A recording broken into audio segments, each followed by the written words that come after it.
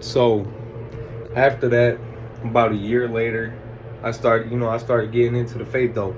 I started really getting into the faith after that. That really changed everything. That woke me up to everything. That woke me up to like really trying to figure out why is this stuff still happening? How did I almost go into sleep paralysis?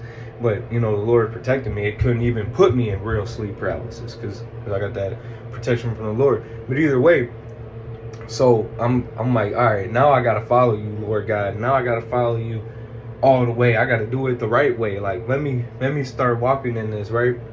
I start walking in it, right? Start following God, start doing things the right way and all that stuff.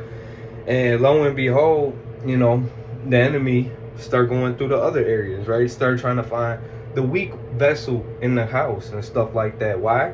Because I might be clean, but I ain't clean my house yet. I ain't teach my kids and all this stuff yet. And they at a certain age where they could be affected. You know what I'm saying? I wasn't not affected. I was affected. So this is going to be very sad, right? So about a whole year later and stuff like that, I'm at my wife's house now. We're doing some things or whatever.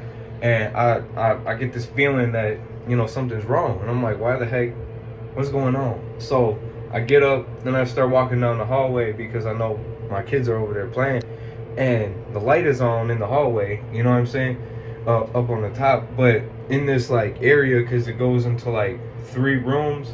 And there's a door right here, but there's a little wall. And then there's a door right there and a door right there. But the light can go and shine right on this door. But in this moment, it is black. It is just black. Like somehow the shadow of that little area right there is somehow casting a dark shadow on it, which is so weird, right? But my son is sitting on the ground with his face towards the corner. My oldest son just looking like this, and it won't respond to me, won't say anything to me. And I'm like, yo, what the heck? I'm like, hey, yo, I'm trying to get my son and stuff like that. I'm literally trying to pull him, but I can't.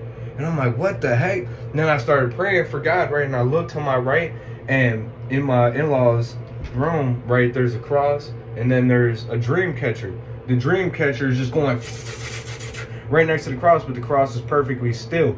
And then I started feeling all this evil presence. So I started praying to the Lord. I'm like, Lord God, let me woo. So I started praying. Then it started getting mad. It started hitting me. Like I said, where my brain started messing up, I felt like the whole house was shaking.